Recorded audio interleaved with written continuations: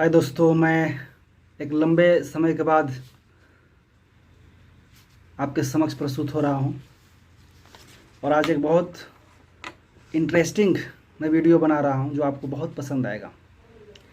Actually हम सबका सपना होता है कि अमीर बने, लेकिन कैसे बने ये चीज़ हम लोगों को नहीं पता रहती है।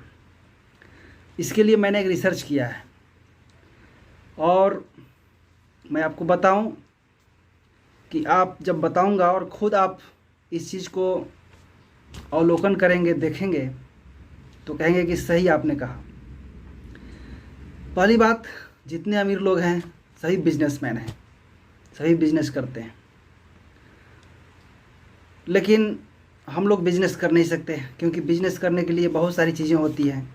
बहुत बड़ी पूंजी चाहिए, एक विज़न चाहिए, एक आइडिया चाहिए, एक मैनेजमेंट चाहिए, एक इंफ्रास्ट्रक्चर चाहिए। बहुत सारी चीज़ें होती हैं जिससे हम एक स्टार्टअप करके आगे बढ़ सकें और बड़ी कंपनी बना सकें। यदि वो चीज़ हम संभव नहीं है हमारे जीवन में, तो हम एक निवेशक के रूप में उस कंपनी में प्रवेश कर सकते हैं जो कंपनी अपने में क्षेत्र की दिग्गज कंपनी है या उभरती हुई कंपनी है।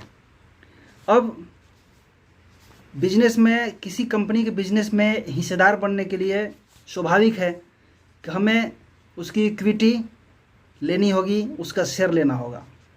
लेकिन हम विशेषज्ञ नहीं हैं कि हम चयन करें कि कौन कंपनी अच्छी है, किसका भविष्य अच्छा है और हम किस कंपनी में प्रवेश करें।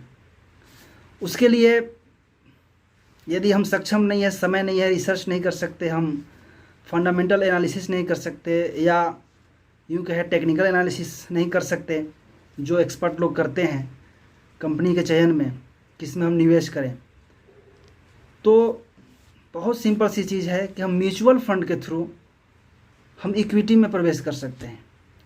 और म्यूचुअल फंड में एक प्रोफेशनल फंड मैनेजर होता है जो उस फंड को मैनेज करता है और आपके पैसे को इन्वेस्ट करता है और उसके बदले आपको यूनिट्स देता है।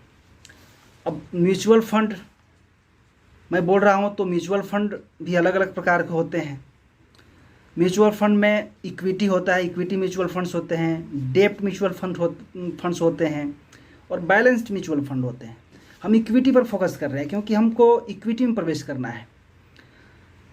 तो पहले तो इक्विटी म्यूचुअल फंड्स होते कितने प्रकार के होते हैं ये मैं आपसे डिस्कस कर लूँ। इक्विटी म्यूचुअल फंड जो है, मैंने जहाँ तक अध्ययन किया है, 5 प्रकार के होते हैं। First, large cap fund. Large cap fund में जो फंड मैनेजर कंपनी रखता है वो सभी बड़ी कंपनियां होती हैं, ब्लू चिप कंपनियां होती हैं। ब्लू चिप कंपनी क्या है? जिस कंपनी का कैपिटल 20,000 करोड़ या उससे एबव है तो ब्लू चिप कंपनी मानी जाती है, बड़ी कंपनी मानी जाती है। दूसरा है मिड कैप फंड, अर्थात मिड कैप फंड में मझोले कंपनी होती है। मझोले कंपनी क्या है, मिड कैप कंपनी क्या है, मार्केट की नज़रिए से बोलें तो जिस कंपनी का कैपिटल 5,000 करोड़ से 20,000 करोड़ के बीच में है वह मिड कैप कंपनी है। स्मॉल कैप फंड छोटे कंपनियों की का ग्रुप का वो म्यूचुअल फंड होता है जिसमें स्मॉल कंपनी होती हैं। और स्मॉल कंपनी को परिभाषित किया जाए तो 5,000 करोड़ या उससे कम की कैपिटल वाली कंपनी को स्मॉल कैप कंपनी कहा जाता है।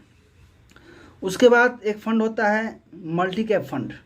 मल्टी कैप फंड में फंड मैनेजर को वो ये स्वतंत्रता होती है कि वह आपके पैसे को लार्ज कैप फंड में भी डाले, मिड कैप में, स्मॉल कैप में डाले और डेट में भी डालें। और एक सेबी का इंस्ट्रक्शन आया था बीच में कि मल्टी कैप फंड जो है उसमें फंड मैनेजर को कंपलसरी कर दिया था कि आपको मिनिमम 75% इक्विटी में रखना है और मिनिमम 75% जो आपको इक्विटी में रखना है इन्वेस्टर के पैसे को, उसमें 25% लार्ज कैप में रखना है, 25% मिड कैप में रखना है और 25% ही स्मॉल कैप में रखना है। और उसके बाद जो पैसा बचता है 25% उसको वो चाहें तो डेट में रखें या इक्विटी में ही रखें। लेकिन ये मिनिमम जो है एक बाध्यता के रूप में एक इंस्ट्रक्शन दिया गया था। तो बहुत सारी ऐसे म्यूचुअल फंड्स थी जो मल्टी कैप फंड थी, उस समय स्वतंत्रता होती थी फंड मैनेजर को, वो चाहे तो कितना किस अनुपात में किसको कितना अमाउंट डालना है किस फंड में, वो डिसाइड करता था। लेकिन इसमें एक बाध्यता कर दिया सेबी ने। लेकिन एक फ्लेक्सी कैप फंड है, फ्लेक्सी कैप फंड में बाध्यता नहीं है, उसमें फंड मैनेजर अपने विवेक का इस्तेमाल करके जितना पैसा जिस प्रकार के कंपनी में एलोकेट करना चाहे, डालना चाहे, वो डाल सकता है। तो बहुत सारी मल्टी कैप म्यूचुअल फंड जो है फ्लेक्सी कैप फंड में तब्दील हो गई। जिसको लगा कि नहीं हमारा परफॉर्मेंस ख़राब हो जाएगा, फंड मैनेजर को लगा, उसने मल्टी कैप म्यूचुअल फंड को फ्लेक्सी कैप फंड में तब्दील कर दिया, लेकिन कुछ मल्टी कैप फंड को मेंटेन रखे। तो ये मुख्य रूप से 1 2 3 4 5 प्रकार के म्यूचुअल फंड हैं। तो हम एक निवेशक के रूप में म्यूचुअल फंड के थ्रू इक्विटी में प्रवेश कर सकते हैं। हमारे पास उतनी नॉलेज नहीं है कि हम जो है मार्केट में कौन अच्छा कंपनी है, किसका भविष्य अच्छा है, वो हम चयन कर सकें। तो